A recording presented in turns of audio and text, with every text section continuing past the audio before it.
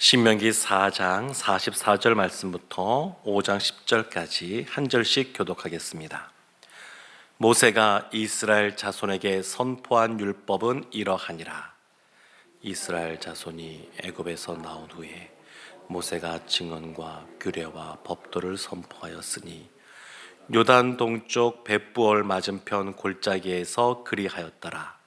이 땅은 헤스본에 사는 아모리 족속의 왕 시온에게 속하였더니 모세와 이스라엘 자손이 애굽에서 나온 후에 그를 쳐서 멸하고 그 땅을 기업으로 얻었고 또 바산 왕 옥의 땅을 얻었으니 그 두 사람은 아모리 족속의 왕으로서 요단 이쪽 해돋는 쪽에 살았으며 그 얻은 땅은 아르논 골짜기 가장자리에 아로엘에서부터 시온산 곧 헤르몬산까지요 요단 이쪽 곧 그 동쪽 온 아라바니 비스가 기슬 아래 아라바의 바다까지니라.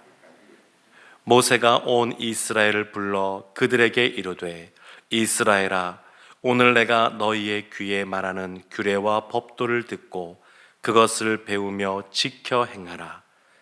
우리 하나님 여호와께서 호렙산에서 우리와 언약을 세우셨나니 이 언약은 여호와께서 우리 조상들과 세우신 것이 아니요 오늘 여기 살아있는 우리 곧 우리와 세우신 것이라. 여호와께서 산 위 불 가운데에서 너희와 대면하여 말씀하시매 그때에 너희가 불을 두려워하여 산에 오르지 못하므로 내가 여호와와 너희 중간에 서서 여호와의 말씀을 너희에게 전하였노라. 여호와께서 이르시되 나는 너를 애굽 땅 종 되었던 집에서 인도하여 낸 내 하나님 여호와라. 나 외에는 다른 신들을 내게 두지 말지니라. 너는 자기를 위하여 새긴 우상을 만들지 말고 위로 하늘에 있는 것이나 아래로 땅에 있는 것이나 땅 및 물속에 있는 것에 어떤 형상도 만들지 말며 그것들에게 절하지 말며 그것들을 섬기지 말라. 나 내 하나님 여호와는 질투하는 하나님인즉 나를 미워하는 자의 죄를 갚되 아버지로부터 아들에게로 3, 4대까지 이르게 하거니와 나를 사랑하고 내 계명을 지키는 자에게는 천대까지 은혜를 베푸느니라. 아멘. 이제 출애굽 2세대에게 모세가 율법에 대해서 말씀하는 장면이 오늘 기록되어 있습니다. 성경에 보면 하나님이 주신 율법의 대표적인 10계명과 관련하여서 성경에 4번 나옵니다. 4번. 가장 대표적인 것이 출애굽기 20장에 나오는 10계명의 내용이고 또 하나가 지금 신명기 5장에 나오는 이 10계명의 내용들입니다. 그 내용들을 보면 조금의 차이들이 좀 느껴지는 그런 부분들이 있습니다. 그러나 일반적으로 우리가 10계명 그러면 어떤 내용인지 우리가 다 알고 있는데 지금 이 10계명을 이 율법을 하나님이 언제 주고 계시는가를 생각해 보아야 됩니다. 이 10계명 율법을 준 것이 구원받게 하려고 율법을 준 것이 아니라 이 율법은 구원받은 이스라엘에게 주어진 것입니다. 구원받은 백성들에게 주어진 것입니다. 그래서 6절 말씀에도 보면 이렇게 나오죠.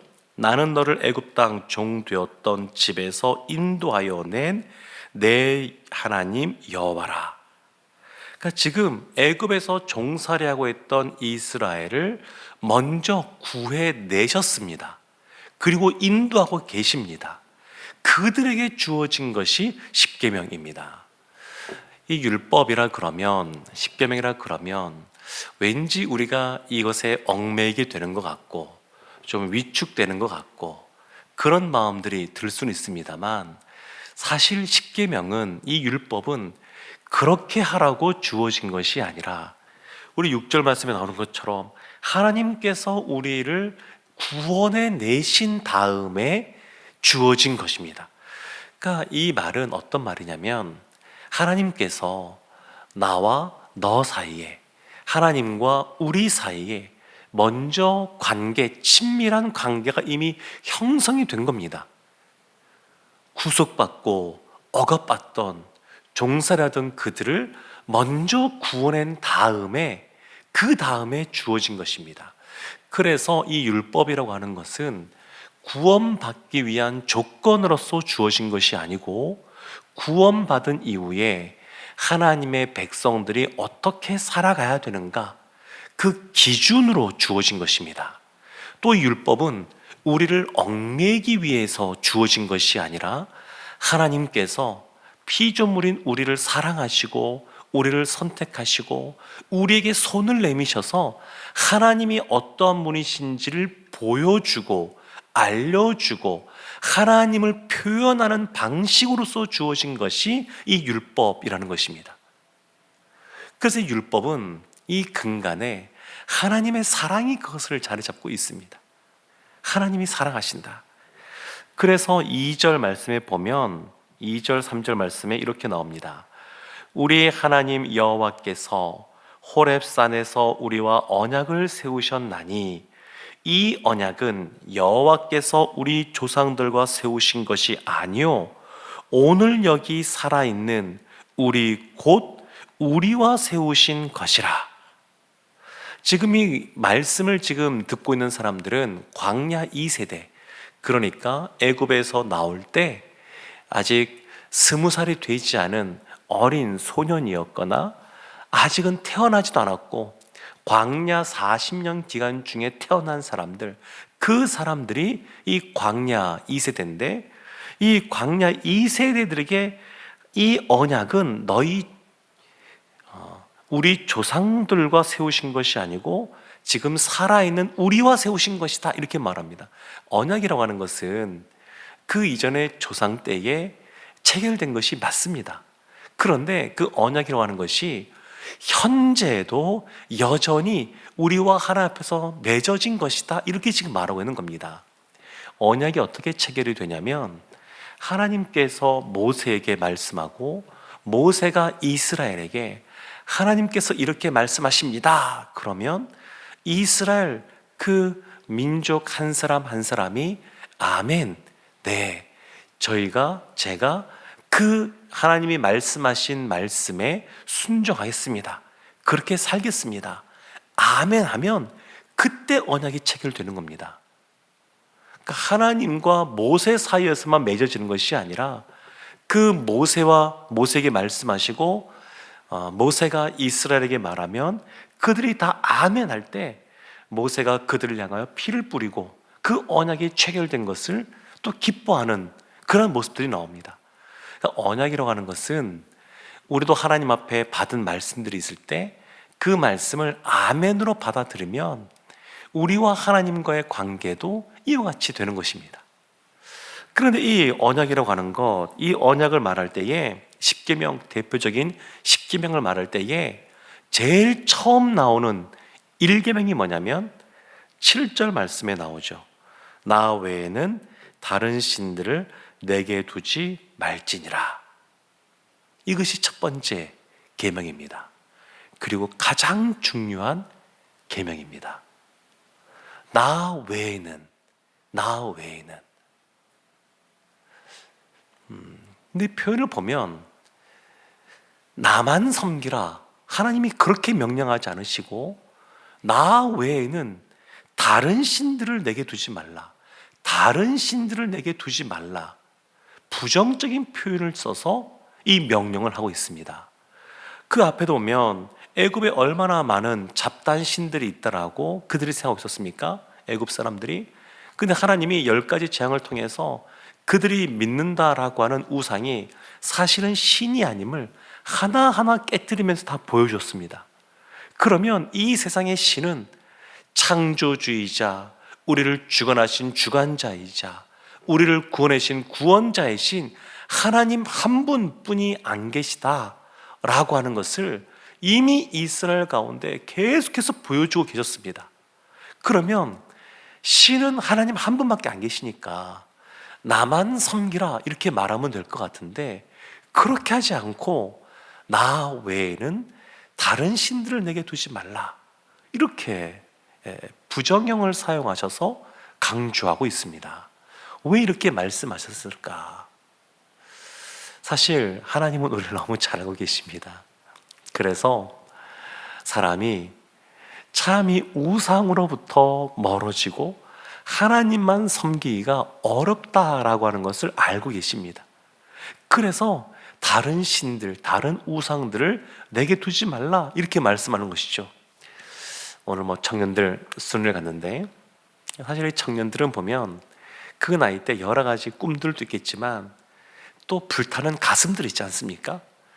그래서 어떤 사람은 그 사람의 우상이 사랑이 될 수도 있고 돈이 될 수도 있고 명예가 될 수도 있고 자기 자신이 우상일 수도 있습니다. 너무너무 이런 모습이 많습니다. 우리가 삶을 살아가면서 이와 같은 우상들이 우리를 얼마나 끌어당기는지 모릅니다. 하나님 이외에 다른 것을 더 사랑하고 마음을 쏟으면 그 모든 것이 다 우상이 되는데 우리 사랑하는 자녀가, 가족이 우상이 될 수도 있고 본인이 이루고자 하는, 성취하고자 하는 것이 우상이 될 수도 있고 너무너무 많이 있습니다. 그래서 하나님이 하시는 말씀이 다른 신들을 두지 말라는 겁니다. 다른 신들, 다른 우상들을 두지 말라. 사실 이 성경은 창세기부터 계시록까지 다 나와 있는 이 성경은 사실은 이 일계명을 우리에게 알려주기 위해서 기록되었다라고 말해도 과언이 아닙니다. 나 외에 다른 신을 내게 두지 말라. 그러면서 8절 9절 말씀에 보면 두 번째 계명이 나오는데 여기에는 자기를 위하여 새긴 우상을 만들지 말라 이렇게 말을 합니다. 네, 우리는 이것을 1계명, 2계명으로 봅니다만 루터나 또 로마 카톨릭에서는 1계명과 2계명을 합쳐서 1계명으로 봅니다. 그리고 10번째 계명을 9계명과 10계명으로 나눠 보고 또 유대교에서는 이 앞부분, 이 서원에 해당되는 부분을 1계명으로 보고 1계명과 2계명을 합쳐서 1계명으로 봅니다. 그러니까 이게 어떻게 끊어서 보느냐에 따라서 이 10가지 계명은 분명한데 그것을 조금씩 차이를 좀 두고 있습니다. 근데 이 1계명과 또 2계명과 또 이 4계명까지는 하나님과 우리와의 관계에 대해서 말하고 있고 5계명부터 6계명, 10계명까지는 사람과 사람과의 관계에 대해서 말하고 있습니다. 근데 1계명부터 4계명 이것이 앞에 나와 있는데 하나님과의 관계에서 제일 중요한 것, 하나님 외에 다른 신을 두지 말라고 하는 것, 이것이 가장 중요합니다. 우리의 삶의 주권자 되시는 분이 하나님이시고 하나님이 우리의 삶을 이끌어 가기를 원하시는데 그 근간의 그 출발점이 하나님께서 나 외에 다른 신을 내게 두지 말라 이 말씀입니다. 그러면 왜 하나님께서는 이런 말씀을 우리에게 하실까?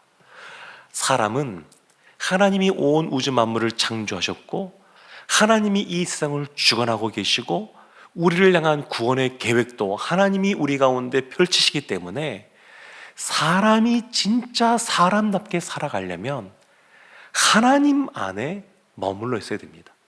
하나님과 연결되어져 있어야 됩니다. 사람이 진짜 사람답게 사는 것은 사람이 하나님으로부터 나왔기 때문에 하나님 앞에 머물러 있어야 됩니다. 그래서 하나님께서 나 외에 다른 신을 내게 두지 말라고 하는 것은 사람이 진정 이 세상에 창조될 때부터 시작하여서 가장 인간다운 모습으로 살아갈 수 있는 길이 하나님 안에 머물러 있는 것이기 때문에 그렇습니다. 우리 안에 혹 다른 신과 관련된 우상들은 없는지 이 새벽에 한 번 더 돌이켜보기를 원하고 그리고 다시 한 번 더 하나님 앞에 주님만이, 하나님만이 저의 참 신이십니다. 제가 주님만 따르겠습니다. 복음이 이끄는 교회, 복음이 이끄는 우리 한 영혼 된다고 하는 것은 하나님께서, 하나님만이 우리의 참 신임을 인정하는 것입니다. 이 시간 우리가 다시 한 번 더 주님 앞에서 우리를 돌이켜보고 하나님을 붙잡고 나아가서 오늘 마지막 절 10절 말씀에 나와 있는 것처럼 하나님을 사랑하고 하나님의 계명을 지키는 자에게 천대까지 은혜를 베푸시는데, 이 은혜를 받아 누리는 우리 모두가 되기를 주님의 이름으로 축원합니다. 아멘.